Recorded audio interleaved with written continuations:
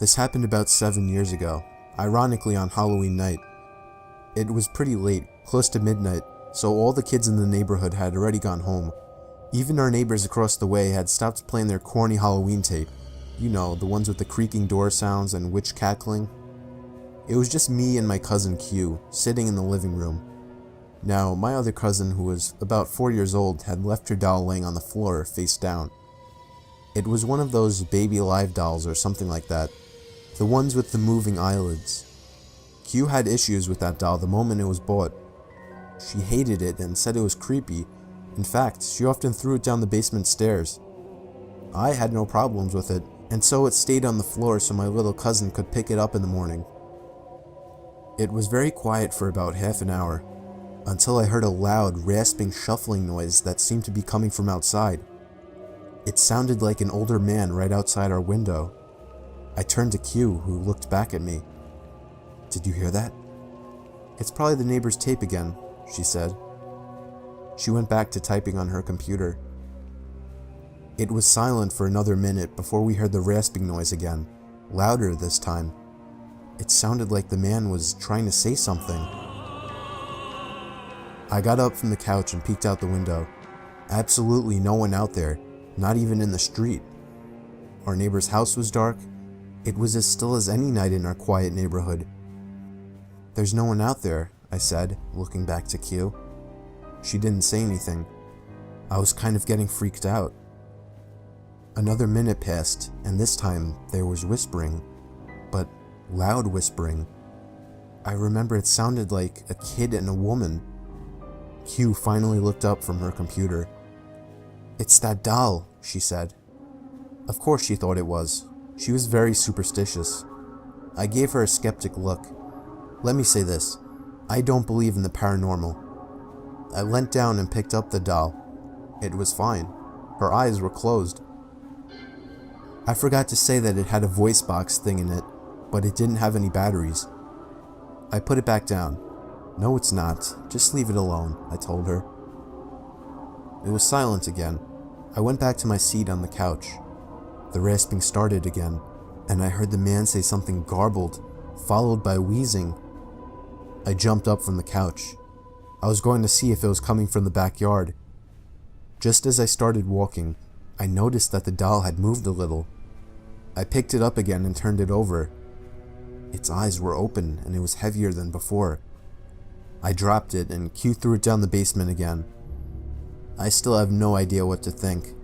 Q denies it ever happened, and my little cousin never asked about her doll after that. I saw the doll only one time after that, on the top basement step laying on its side. This time, I pushed it down the steps.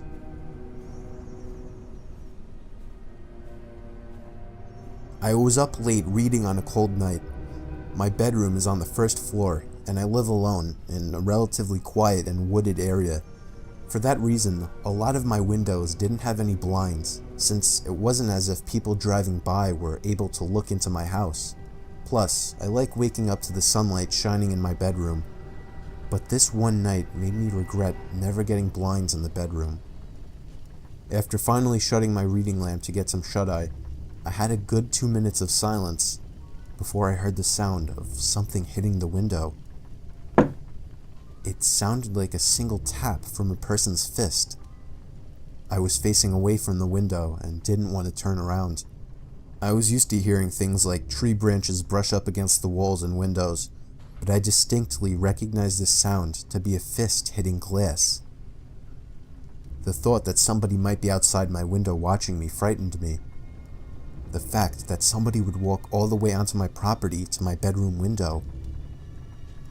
I tried to accept that maybe it was just a tree branch, but a second and single knock at the window confirms my fear. It was a fist hitting the glass, and somebody was outside my window. I figured that if I just ignored it, they would go away.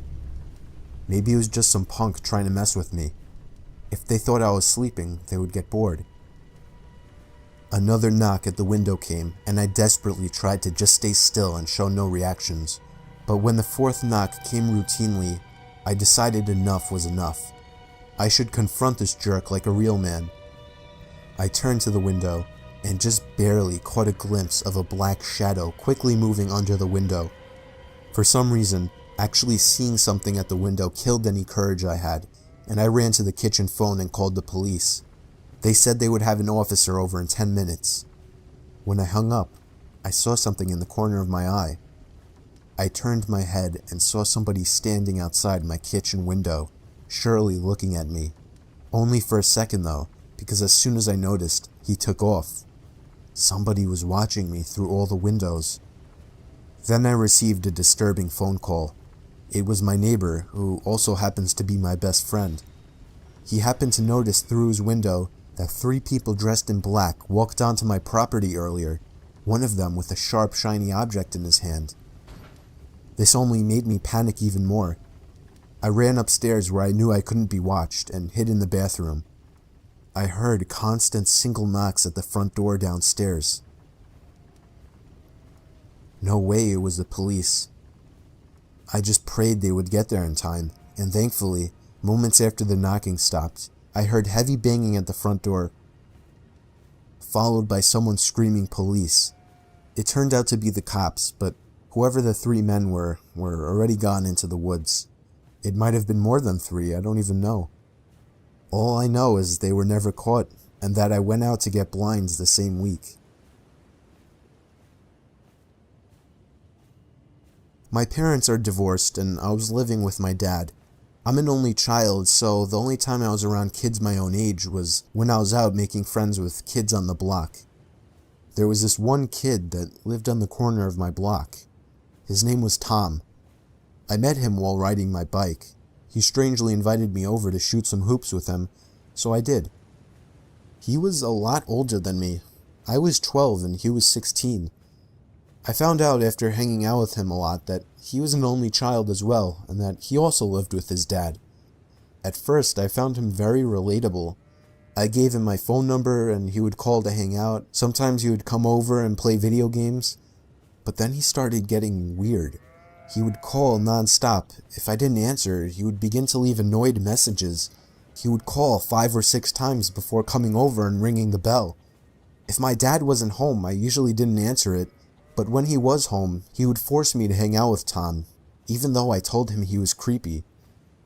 I biked with Tom back down to his house while pretending to listen to him babble on about stupid shit. This kid would never shut up. I needed to find a way to get him to stop looking for me. Then, for the first time, he invited me into his house.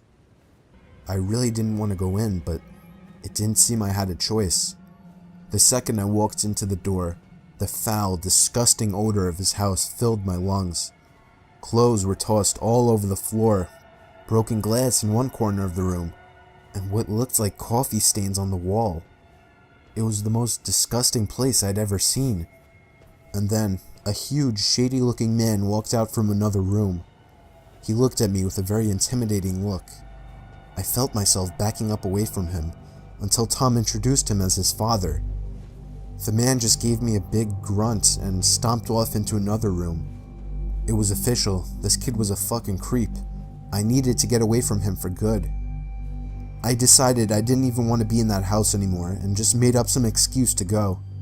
I think that I said that I forgot I had a doctor's appointment, and at that moment, his smile slowly faded as an unhappy, if not extremely angry expression crossed his face. He didn't even give me any response. He just looked at me with this unnerving stare. I left in a hurry and ran back down the block to my house. The door was locked, surprisingly. I unlocked it with the key my dad made me carry and found that he wasn't home. I really wanted him to be home. And then I found a little sticky note on the fridge saying he was called into work for a possible storm emergency. So that night before going to sleep, I checked my email for a response from somebody on eBay, but instead I had about 5 new emails all titled in capital letters, and they were all sent from an email named tomtom20@aol.com. It was him. I never gave him my email and still have no idea how he got it. One of the emails was titled, "You made a mistake." Another was titled, "I know where you live," and the rest were filled with profanity and threats. I was only 12 and was extremely intimidated by this, so I was ready to call my dad, but as soon as I was heading to the kitchen phone, I heard the sound of rustling bushes outside. I opened the blinds of the window that was facing the bushes and was greeted by the face of a huge man who I instantly recognized as Tom's dad. I called the police, but by the time they arrived, he was already gone. When my dad came home early because of this situation, we went on to get a restraining order as soon as possible. Tom and his dad moved out about a month after that. I moved into a house that my aunt and uncle had been renting out for several years after they built a new place. I spent a few months alone before a buddy from work asked if I was looking for a roommate. I thought about it for a few days and ended up allowing him to move in. It was a 2-bedroom place with a den and office in the garage.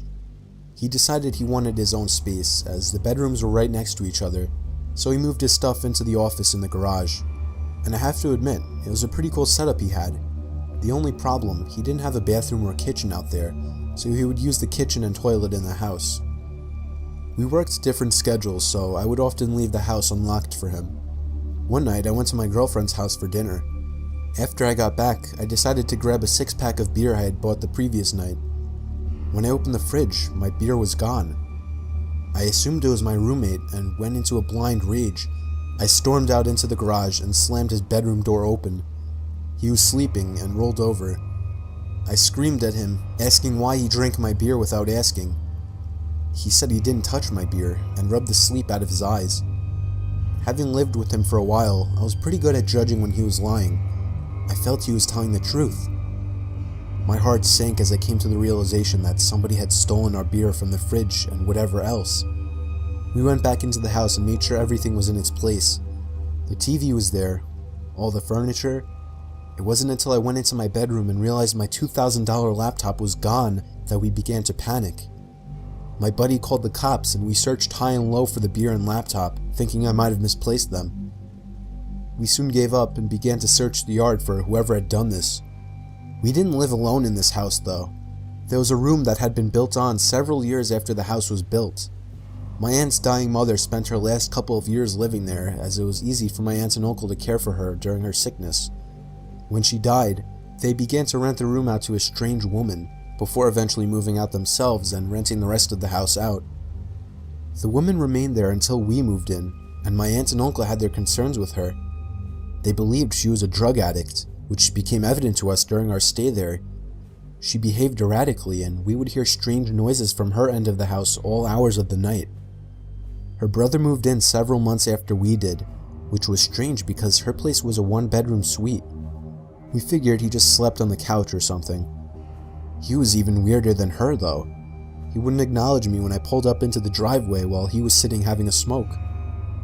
Trying to make conversation with the guy was pointless. He basically just stared through your soul. One night he even asked my roommate if he could score him drugs. That night during our search for the burglar, we went out to the garage door, only to find bare footprints in the snow. The footprints led from their suite door to our garage door. We put 2 and 2 together and began banging on their door. We said we knew it was him and he better answer the door. Someone inside lifted the curtain and made eye contact with me, which to this day still gives me chills. The cops showed up and took down all our information. They scoured the house and found nothing and no one. We showed them the footprints and explained that the people living in the suite were drug addicts. We gave the officers their names. They ran their names in their cruiser and came back to inform us that the man had a warrant in another province and was convicted of breaking and entering several years back. The cops knocked on their door for several minutes and identified themselves as police officers to no avail. They informed us that because the warrant was from out of province, and technically the man hadn't committed a crime, there was nothing they could do about it. The cops left and it was 1 a.m., so my roommate and I went to bed. The door that connects the 2 weirdos' suite and my part of the house can only be locked from their side of the door. I completely forgot about this before falling asleep. During the night, I heard footsteps outside my door and a few loud bangs. My doorknob began to shake violently. I was barely awake and brushed it off as my roommate. Luckily, I always lock my bedroom door at night. The next morning, I asked my roommate what was so important at 3 a.m. that he would need to try and get in my room. He told me he slept through the night and hadn't even got up to go to the bathroom. My heart sank. I told him what had happened during the night.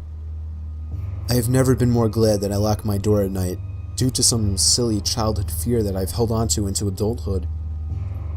To this day, I wonder what would have happened if I left my bedroom door open and that man got into my room. Needless to say, me and my buddy moved out of that place a few weeks later.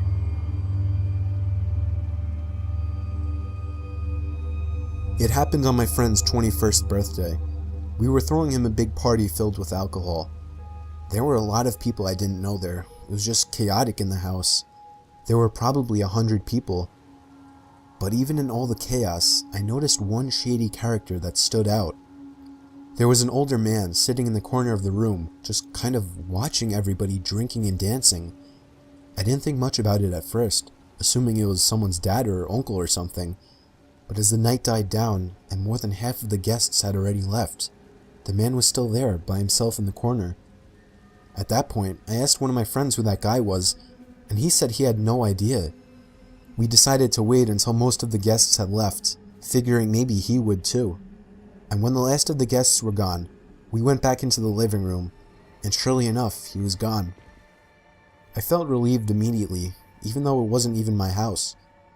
That man just seemed so out of place, and it was downright creepy. Me and a couple of other friends slept over that night. I slept on the couch in the den. Falling asleep was easy with all the alcohol running through my veins, but staying asleep was a problem. I woke up in the middle of the night, feeling insanely thirsty and having to go to the bathroom. I first went to the bathroom since it was closer, and then went up to the kitchen and got a glass of water. When I went back down to the den and laid back down on the couch, I noticed that the sliding door to the coat closet across from the couch had been slightly slid open. It was too dark to see anything else though, like anything inside of it. I felt a chill run down my spine as I remembered the creepy man sitting in the corner. The idea of that man hiding in the closet immediately popped into mind. I continued to lay still, under the assumption that he was watching me through the open door of the closet. I began to plan my escape. I could jump over the other couch and land right next to the stairway upstairs to the living room, but I just had to gather up the courage to do it. Then I saw the closet door slide open a little more, and that's when I got the courage to run for it. I jumped over the couch and ran up the stairs. I could hear the closet door fully slide open and somebody running after me. I screamed at my friends who were on the couches to wake up. All three of my friends that were in the living room woke up and looked at me as if I were crazy.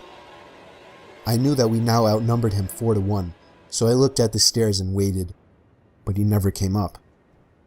My friends demanded an explanation, so I told them that the creepy man from earlier was hiding in the coat closet, and he almost chased me up the stairs.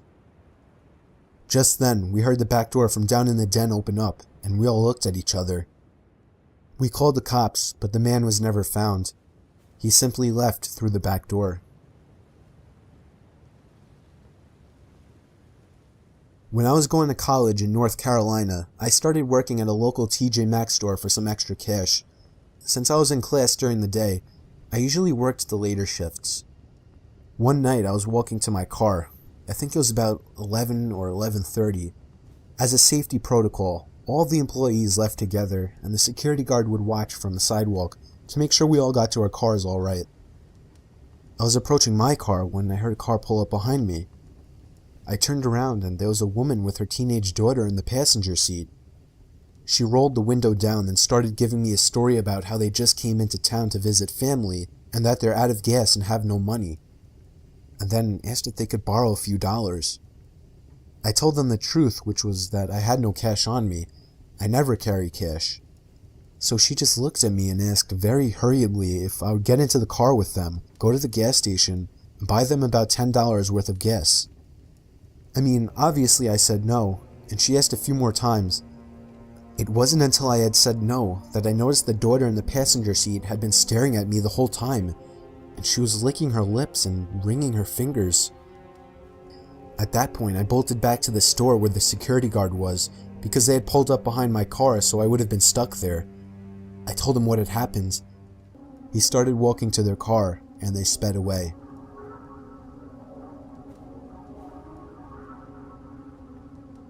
Working the night shift always sucked. I work in an office building and would constantly do the night shifts since it was the only time it would work out for me. I was just about always the only person on the floor I worked on, possibly in the whole building. There would always be a kind of eerie feeling to being in such a big building with most of the lights out and absolutely no one around. But on the upside, it was peaceful and less stressful, and I was able to get a lot of work done. There was this one night though. It was a Friday night, around 2 in the morning. I was typing away on my keyboard when I heard a noise from outside my cubicle. It sounded like just a random crack from the walls or something. It's unusual in this building, but I didn't get too concerned about it. I resumed typing away and was once again interrupted by a sound. This time, the sound of a computer starting up. It caught me off guard. I was sure nobody else was working the night shift. I stood up on my chair to get a view over the cubicle walls. The glare of a computer screen in the dark was visible in a cubicle on the opposite side of the room. Then I did something stupid, something I regret. I asked if there was anybody there in a yell, hoping to get an answer from a fellow employee. But instead, I saw the glaring light of the computer monitor across the room turn off, and there was once again nothing but darkness on that side of the room. I started getting nervous. I turned off the lamp and computer screen so that I wouldn't give away my position to whoever that was. I crouched down and tiptoed out across to a nearby cubicle. There was just utter silence. I sat waiting for something to happen for God knows how long, but I eventually decided the coast was clear. I tiptoed down past all the cubicles until I reached the opening near the exit door to the stairs and elevators, and that's when I realized that my fearful suspicion was true. There was a man crouched down behind a plant in the corner of the room, dressed in all black. I felt my heart sink as I noticed him, but it didn't seem like he knew that I noticed him. I turned back to the stairway door. There was no way I was going to wait for the elevator and take a chance. I casually opened the door and closed it behind me, proceeding to walk down the stairs. After making it down about 2 flights of stairs, I heard the door above me push open aggressively, followed by manic echoing footsteps coming fast down the stairs. I raced down the stairs, running as fast as I could, all while the footsteps above me were getting louder. I finally made it to the first floor, raced through the lobby, and out the front door. Whoever was in there didn't follow me. I immediately called the cops, along with one of my bosses. My boss said no one was scheduled to work except for me. The cops scanned the place from top to bottom. There was no one in there. I couldn't help them out with any description other than he was wearing all black. I did continue to do the night shift for about a week after that, with my boss allowing me to lock all possible entrances to the floor, including the elevators. But I still wasn't comfortable with it, so ever since, I've been doing the day shifts.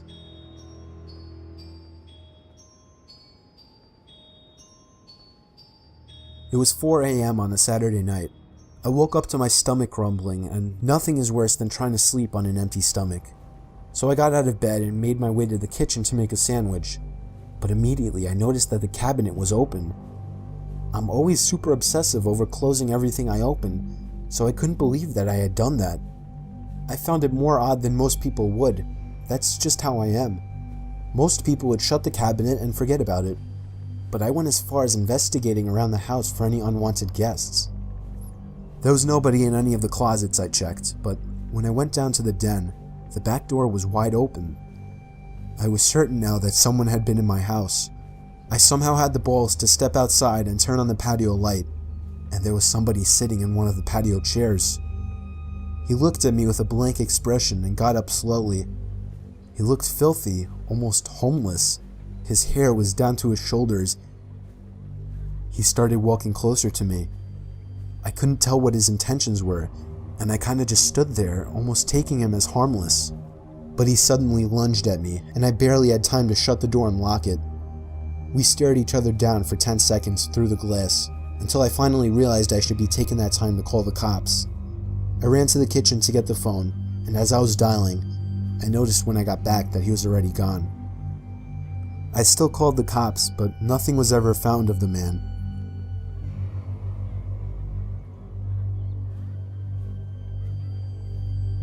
This is a very weird story that took place a few months ago. I still live in the same house this happened in. I have an electrical outlet under my bed that I use to charge my phone with. I leave my phone up on the ledge above my bed every night, usually using it as an alarm. However, something strange started happening on a Monday night in February. I woke up to my alarm clock blasting.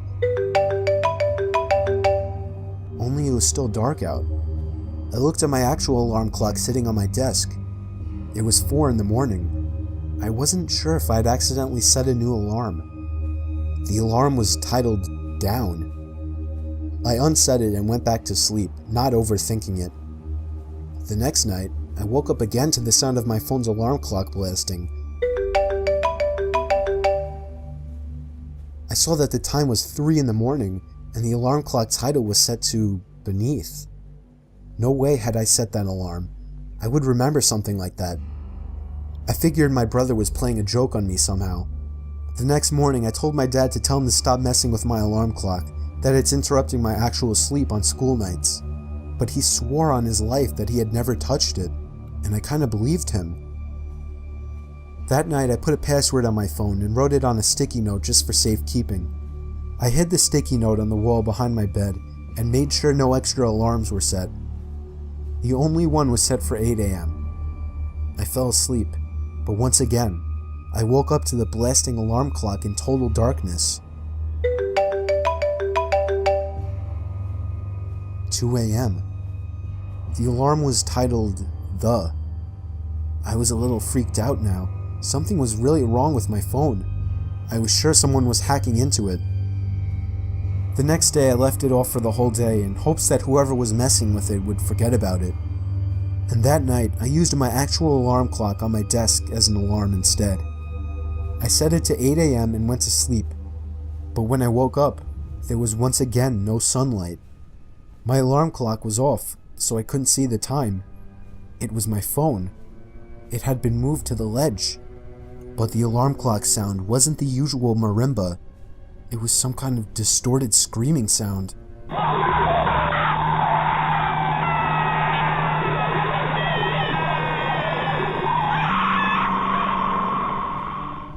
I turned off the alarm, which was titled Bed. It was 1 in the morning. I was laying there clueless, not knowing what to think. My phone was at 10%, so I reached down under my bed to try and find the charger that's normally plugged into the wall. It was missing. And then, at the worst possible time, I realized exactly what it all meant. The 4 alarm titles formed a sentence. Down beneath the bed. I tried to pull my arm away, but it was too late. I felt a hand grab my arm and squeeze tight. I screamed as loud as I could, loud enough for all the neighbors to hear. I heard my parents' bedroom door open and footsteps running over to my room. My door opened and my dad barged in with a baseball bat. He saw that I was being pulled down to the edge of my bed. My dad reached under my bed and grabbed a hold of the man hiding under. He knocked him out with the bat and called the cops. The man clearly didn't plan that out, as he basically trapped himself under my bed. Police told us that he was a registered sex offender who had been arrested 10 times. He's extremely messed up in the head, and clearly gains pleasure from messing with and scaring his victims. It scares me the most that he was in our house and under my bed for 4 days.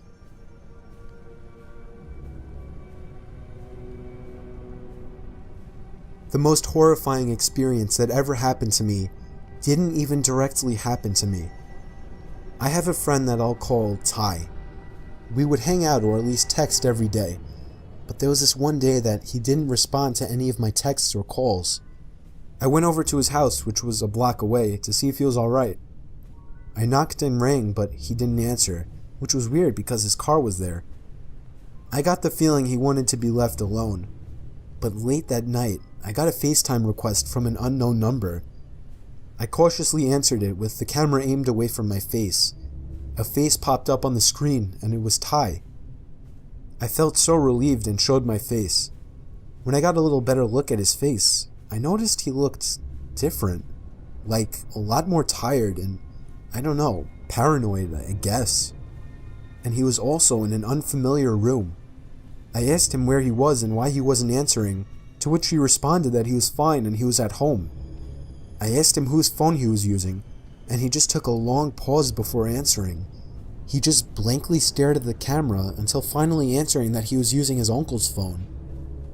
That was really weird, but before I could question him further, he all of a sudden demands that I lend him $10,000 and that he'll pay me back. I can't help but laugh at this until I see that he's serious. More than just serious. His facial expression filled with what looked like worry. I asked him why the hell he needed so much money, and there was once again a huge pause, with him just staring into the camera. He finally says he has to go, and with that, the call ended. It was probably one of the weirdest and most unnerving experiences of my life. I had never seen him act so weird. Something was clearly wrong with him.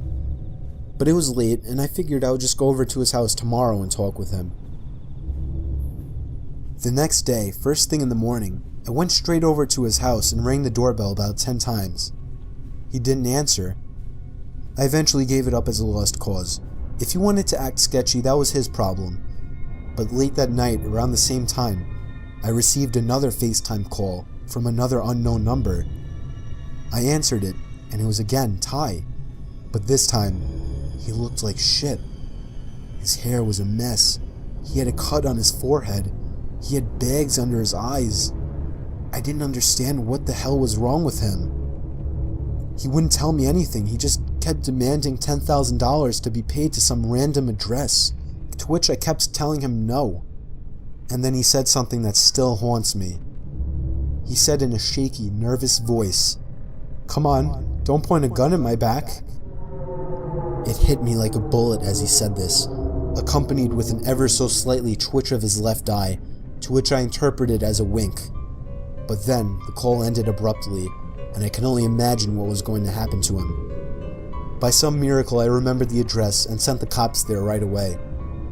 It was an old abandoned house on a basically deserted block miles away from my house. They found Ty in the basement, beaten senseless and barely alive, but they got to him just in time. The sicko that did this to him was already long gone.